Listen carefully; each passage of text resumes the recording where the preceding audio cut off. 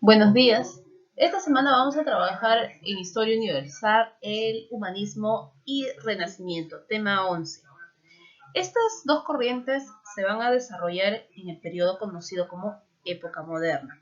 Y la época moderna significa para Europa importantes cambios a nivel filosófico, político, cultural y artístico.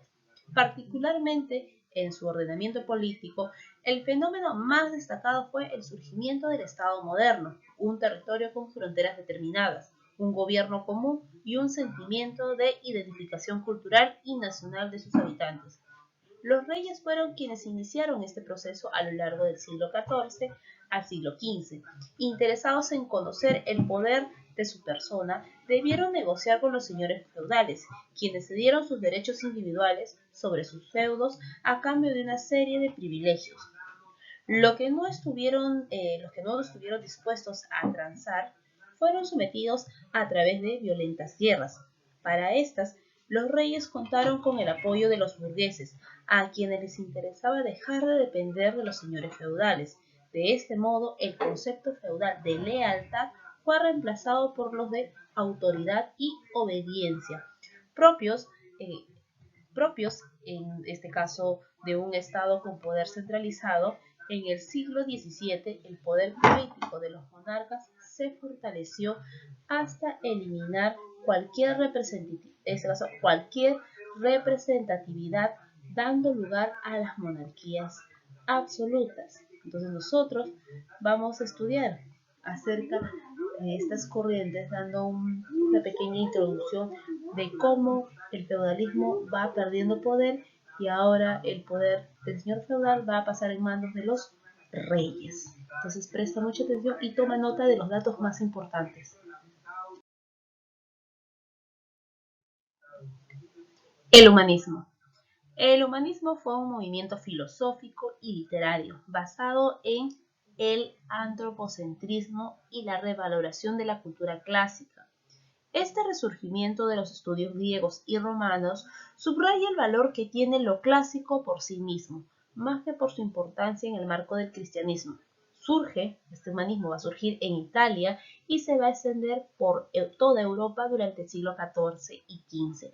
La influencia de los estudiosos bizantinos llegados a Roma desde la caída de Constantinopla en el año de 1453 contribuyó a consolidar este movimiento. Ahora vamos a ver cuáles eran las características de este llamado humanismo. Las características del humanismo. Primera característica, el antropocentrismo, pues sitió, en este caso, al ser humano en el centro de la reflexión, convirtiéndolo en el nuevo objeto de estudio. La frase del filósofo griego de la antigüedad Protágoras, el hombre es la medida de todas las cosas, resume bien el ideal del humanismo. Segunda característica, la revaloración de la cultura clásica.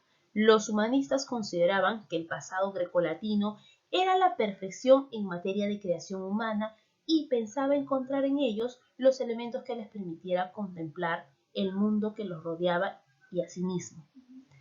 Por último, el uso de la razón por encima de la fe, asumiendo una actitud crítica contra el pensamiento medieval, principalmente escolástico. Estas ideas, ¿cómo se van a difundir estas ideas humanistas?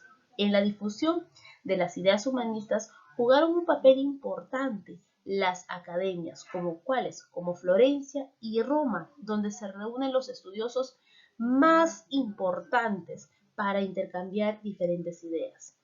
Otros vehículos fueron las universidades, como la de Alcalá en España, la Universidad de Lovaina en Bélgica.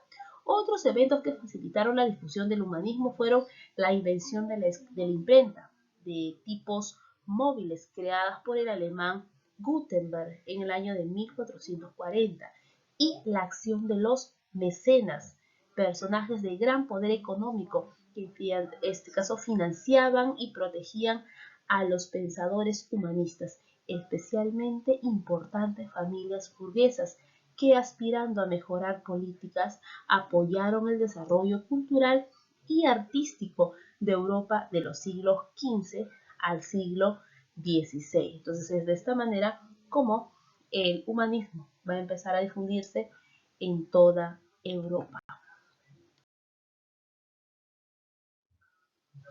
Hablaremos entonces ahora acerca de los precursores del humanismo. Tenemos a Dante Alighieri. Su obra maestra, ustedes ya lo conocen, es la Divina Comedia. Es una de las obras fundamentales de la transición del pensamiento medieval al Renacimiento. Perteneció a la facción de los güelfos, que son defensores de la autoridad papal, participando activamente en las luchas políticas de su tiempo, por la cual fue desterrado de su ciudad natal, Florencia. Tenemos también a otro precursor, Francisco Petrarca, considerado como el padre del humanismo. Fue un investigador incansable de los manuscritos antiguos, intentando armonizar el legado grecolatino con las ideas del cristianismo. Entre sus obras destacan El Cancionero y África. Y por último, el último representante es Giovanni Boccaccio. Compartió el interés por el conocimiento de los textos antiguos y su profundo deseo de conocer las fuentes originales. Es considerado como el padre de la narrativa moderna. Su obra más destacada fue el Decameron. Estos son los llamados precursores del humanismo. A ver, hay que hacer un pequeño feedback. ¿Quién es considerado el padre de la narrativa moderna? ¿Quién? Giovanni Boccaccio. ¿Quién escribió la obra África? Francisco Petrarca, ¿cierto? Y sencilla, ¿quién escribe la Divina Comedia? Dante Alighieri. Muy bien, jóvenes. Seguimos entonces para hablar acerca de los principales representantes del humanismo. Principales representantes del humanismo. Luego de que los criterios básicos del humanismo se establecieron, surgieron en Europa importantes exponentes de este movimiento, entre los que destacan es Erasmo de Rotterdam y Tomás Moro. Erasmo de Rotterdam fue llamado el príncipe del humanismo por la gran influencia que ejercía sobre los reyes. Su obra, Elogio de la locura, y su otra obra es Stultitia, que quiere decir laus en latín, es considerada una de las obras más influyentes de la literatura occidental y uno de los catalizadores de la Reforma protestante. Tomás de Moro, en Inglaterra, es el canciller del rey inglés Enrique VIII y amigo también de Erasmo. Su oposición a la política antipapal del monarca le costó la vida, siendo decapitado. Su obra principal fue Utopía, donde relata la organización de una sociedad ideal, por eso el nombre de Utopía. Otros representantes tenemos a Lorenzo Valla, considerado como el padre de la filosofía moderna, famoso por su declamación contra la donación de Constantino, donde demuestra la falsedad de un documento atribuido al emperador Constantino, que supuestamente donaba al Papa Silvestre los territorios de Italia Central. Vemos a Marsilio Ficino, fue el principal pensador de la Academia Platónica en Florencia, fundada por el hombre de Estado y mecenas Florentino Cosme, o Florentino Cosme I de Medicis. Deseaba revivir el platonismo y tuvo gran influencia en la literatura, pintura y la arquitectura de esa época. Y por último, a Giovanni Pico de la Mirandola. Este personaje expresa con fuerza los ideales humanistas en sus oraciones sobre la igualdad del hombre. En España, los humanistas más destacados fueron Antonio de Nebrija, Juan Luis Vives, y sobre Nebrija es donde vamos a indicar que va a participar en la elaboración de la Biblia políglota y su obra principal fue la primera gramática castellana. Y sobre Vives, o de Juan Luis Vives, por su parte escribe sobre filosofía, teología, moral y pedagogía. Destaca su obra Instrucción de la mujer cristiana. Entonces estos vienen a ser los principales representantes de esta corriente llamada humanismo. El Renacimiento. El humanismo, la nueva visión del mundo impulsada por la burguesía europea, especialmente italiana, influye profundamente en el arte, dando origen a un movimiento conocido como Renacimiento. Este vocablo proviene del latín renascere, que quiere decir renacer, en referencia a su principal característica, el renacer de la cultura clásica, es decir, la renovación de las manifestaciones culturales greco-romanas, expresadas en la arquitectura, la escultura y la pintura europea del siglo XV y el siglo XVI. Los factores que contribuyen al surgimiento del Renacimiento. Italia, como vemos aquí en nuestra imagen, toda Italia, va a ser la cuna del Renacimiento. El desarrollo artístico se concentró en las ciudades como Florencia y Roma. Vamos a señalar aquí para que no nos olvidemos. Aquí en Florencia y en Roma es donde se va a concentrar este desarrollo artístico. Y no dejar de lado a Venecia, que estaba aquí. En estas tres ciudades va a darse el desarrollo artístico. Los factores que contribuyen a que la península itálica fuera el escenario principal de este movimiento artístico y cultural fueron, ¿por qué se desarrolló en Italia y por qué no se desarrolló en España, en Francia, en Alemania? Vamos a ver qué características tenía Italia en esa época. El desarrollo mercantil y manufacturero de estas ciudades impulsó el arte. Además, el comercio permitía un intenso intercambio cultural entre las ciudades italianas y el Oriente. Italia, como el centro del Imperio Romano, conservaba monumentos y documentos que posibilitaban la supervivencia de la tradición y la cultura latina. La influencia de los pensadores humanistas que revaloran la cultura clásica. La acción de los mecenas, destacando a la familia como los Medici de Florencia y los Sforza de Milán, pontífices también como el pontífice León X y Julio II, y monarcas como Francisco I de Francia. Entonces, estos son los cuatro factores que van a originar que esta corriente surja en Italia.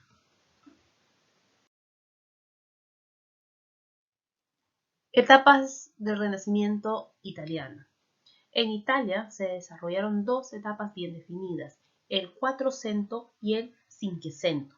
En el Quattrocento, que se desarrolla en el siglo XV, tuvo como centro cultural Florencia, en la familia Medici, que eran llamados los mecenas. En esta etapa van a desarrollar lo que viene a ser la arquitectura, pintura y la llamada escultura.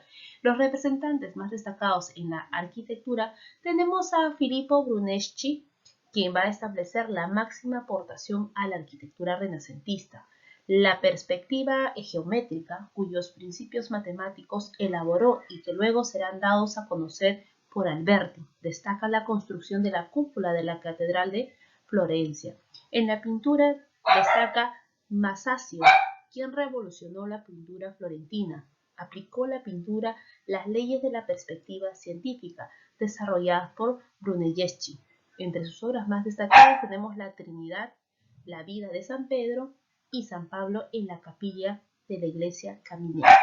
Tenemos también a Sandro Botticelli como integrante del brillante círculo intelectual y artístico de la corte de Lorenzo de Medici. Recibió la influencia del platonismo, que extendía a conciliar las ideas cristianas con las clásicas. Esa síntesis se expresó en su pintura La Primavera y el nacimiento de la Venus. Como podemos apreciar aquí en la parte de abajo, esta viene a ser una obra de Sandro Botticelli, que yo sé que ustedes lo han podido apreciar quizás en el libro o en una página web. En la escultura destaca Donatello. Aquí tenemos una escultura de Donatello y la parte superior viene a ser una arquitectura diseñada por Filippo Brunelleschi. En esta escultura de Donatello plasma en sus obras el equilibrio entre el clásico y el naturalismo, su maestría técnica, el profundo dramatismo y la tensión moral son los que caracterizan sus obras. Entre ellas tenemos relieves de San Juan Bautista en la Catedral de Siena. También tenemos el David, como está aquí en la imagen, el David de bronce, y Gattamelata, que es una estatua ecuestre de un condottieri de Padua. Estos vienen a ser entonces los representantes del Quattrocento.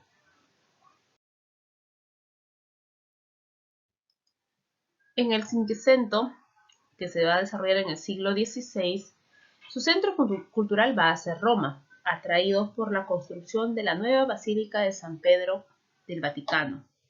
Esta Basílica de San Pedro, iniciada con los planos de Bramante, la obra fue concebida como la síntesis de la antigüedad clásica y del cristianismo. El deseo de Bramante era difundir un solo edificio, la cúpula del Panteón de la Basílica de Constantino. La muerte de Bramante hizo que otros arquitectos continuaran con la obra, entre ellos el gran Rafael y Miguel Ángel, a los que se debe la inmensa cúpula que da fisonomía a toda la ciudad. De los principales representantes tenemos a la denominada trilogía. ¿Quiénes son la trilogía? Muy fácil. Tenemos a Leonardo da Vinci, quien es precursor de la aviación, de la navegación submarina, de la mecánica. Llevó a cabo importantes estudios e investigaciones en el campo de la anatomía, la fisiología y la química. Este eximio artista destaca principalmente como pintor y escultor. Perteneció a la escuela lombarda y fue protegido durante la mayor parte de su vida por Ludovico el Moro. Entre sus obras pictóricas, podríamos decir, destaca la última cena, como está aquí en la parte superior, la última cena y la famosa Gioconda. También tenemos entre sus numerosos inventos, también podemos mencionar el helicóptero, el paracaídas, la máquina voladora, el cañón a vapor, etcétera, ¿no? Tiene infinidad de inventos que ha desarrollado. O sea, no solo destacó Leonardo da Vinci en lo que viene a ser la pintura, en diferentes otras actividades. Tenemos también a Miguel Ángel. ¿Qué es lo que hizo Miguel Ángel? Pues destacó como escultor, pintor, arquitecto e ingeniero. Fue además un excelente poeta y profundo conocedor de la música, la anatomía y la matemática. Fue protegido por Lorenzo de Medicis. En la escultura sobresale el Moisés que adorna la tumba del Papa Julio II. Tenemos la imagen de la Piedad o las vírgenes de la Angustia. Tenemos también la imagen, la estatua de David, una estatua de mármol de más de 4 metros de altura. Las tumbas de los, se encuentran en este caso en las tumbas de los Medicis. Además, podemos destacar otra de sus estatuas, como viene a ser el crepúsculo y la noche. En las pinturas, por encargo del Papa Julio II, pintó inmensos frescos conocidos como el llamado Juicio Final en la Capilla Sixtina en Roma. Esta misma capilla fue embellecida con numerosos frescos en singular belleza, como la creación, como se puede apreciar aquí en la parte superior, la creación de Adán, obra de Miguel Ángel. En la arquitectura intervino en la edificación de la Catedral de San Pedro, en este caso en el Vaticano, elaborando los planos de la inmensa cúpula considerada la más grande del mundo. Y por último tenemos a Rafael. Completa con él la trilogía del Renacimiento. Alcanzó como pintor la perfección en el dibujo, el color y el arte. En su primera etapa, influenciado por Leonardo, pintó bellas vírgenes o madonas. A partir de 1508, Rafael trabajó en el Vaticano, donde recibió la influencia de Miguel Ángel. Allí decoró la estancia de la Signatura, cuando 4 compositores llamadas en conjunto la Escuela de Atenas. Luego pintó otras estancias. Asimismo, entre sus cuadros figuran el Parnaso, en la que están representados los más renombrados poetas, como la disputa del Santísimo Sacramento, así como también la Sagrada Familia para Francisco I. Tenemos también otras escuelas que se desarrollaron en el Quinquecento, que viene a ser la escuela veneciana con Giornetti, con su obra La Venus Dormida. Tenemos también la obra llamada El Bacanal, El Laboratorio, El Amor Divino y El Amor Profano.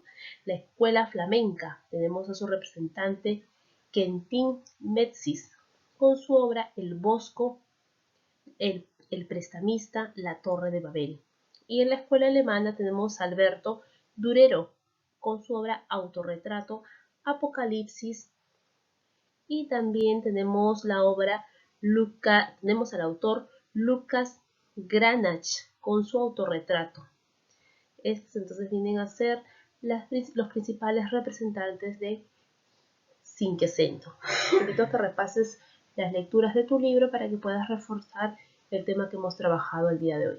Estudia, nos vemos en la tarde. Gracias.